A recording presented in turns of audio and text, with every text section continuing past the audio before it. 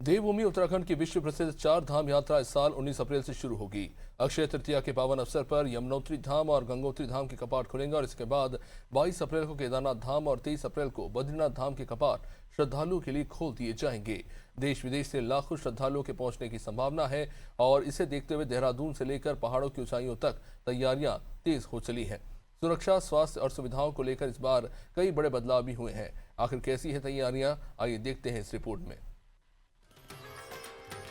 हिमालय की गोद में बसा प्राकृतिक सौंदर्य और धार्मिक आस्था का केंद्र उत्तराखंड इस साल फिर से चार धाम यात्रा के लिए तैयार है।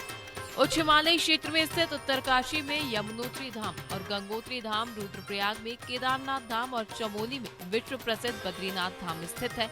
इस साल यात्रा 19 अप्रैल से शुरू होगी। मुख्यमंत्री पुष्कर सिंह धामी ने तैयारियों की समीक्षा कर अधिकारियों को आवश्यक दिशा निर्देश दिए हैं। सुरक्षा, स्वास्थ्य और सुविधाओं को लेकर कई बड़े बदलाव किए गए हैं। श्रद्धालुओं के लिए यात्रा को सुगम और सुरक्षित बनाने के लिए विशेष इंतजाम किए गए हैं।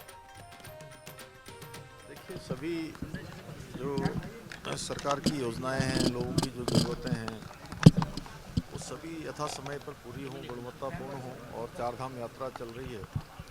अभी बस उसकी सारी तैयारियां हमारी प्रारंभ हो गई है और ठीक से हों, सड़कें ठीक बने, आवास ठीक बने, लोगों की जो श्रद्धालु पर्यटक आने वाले हैं उन सब की सुविधा और उनकी सुरक्षा दोनों ही हमारे लिए बहुत महत्वपूर्ण है। उसी को लेकर बैठक की गई है और सभी तैयारियां अच्छी चल रही हैं।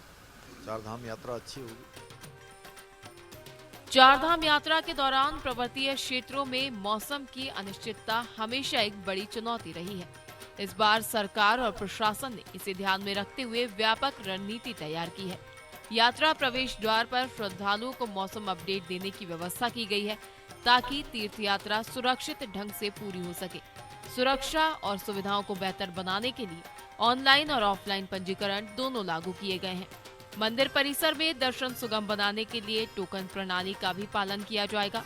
केदारनाथ धाम में हेली सेवाओं की निगरानी के लिए सख्त मॉनिटरिंग प्रावधान किए गए हैं ताकि हवाई सेवाओं में कोई गड़बड़ी ना हो और यात्रियों को असुविधा न झेलनी पड़े।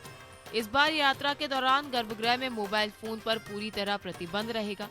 बद्री केदार मंदिर समिति के अध्यक्ष हेमंत द्विवेदी ने बताया कि सभी प्रयास इस बार यात्रा को सुरक्षित, व्यवस्थित और श्रद्धालुओं के लिए सहज बनाने के लिए लगातार किए जा रहे हैं। लेकिन सरकार ने एक रजिस्ट्रेशन व्यवस्था की है, टोकन व्यवस्था भी हम देख रहे हैं। जैसे व्यवहारिक रूप से वहाँ पर रहेगा, सबसे बातचीत करने के बाद में इस बार कुछ पूजाओं में भी वहाँ पर हमारे जो हक हकूकदानी हमारे तीर्थ पुरोहित हैं, सबसे बातचीत करने के बाद ये कहा कि दोपहर के टाइम पर हम लोग धर्म दर्शन जो है सामान्य तौर पर वहाँ पर रखेंगे ताकि गर्भगृह के अंदर जाएं और सिर्फ दर्शन करके सारे तीर्थयात्री वहाँ पर बाहर निकले तो वो संख्या अंदर नहीं रहे, क्योंकि हमारे पास सीमित स्थान है और उस स्थान में कहीं एक्सपेंशन की कोई गुंजाइश नहीं है। उसको लेकर हम लोग जो है कि एक रोड मैप और ब्लूप्रिंट बना रहे हैं ताकि सामान्य सभी तीर्थयात्रियों को जो है कि सरल और सुलभ दर्शन उपलब्ध हो सके। चार धाम यात्रा की तैयारियों को लेकर धामी सरकार युद्ध स्तर पर काम कर रही है। ग्राउंड स्तर से लेकर प्रदेश स्तर तक हर व्यवस्था को अंतिम रूप दिया जा रहा है। सुरक्षा, स्वास्थ्य और सुविधाओं को ध्यान में रखते हुए इस बार की यात्रा सुरक्षित और सुगम बनाने पर जोर है।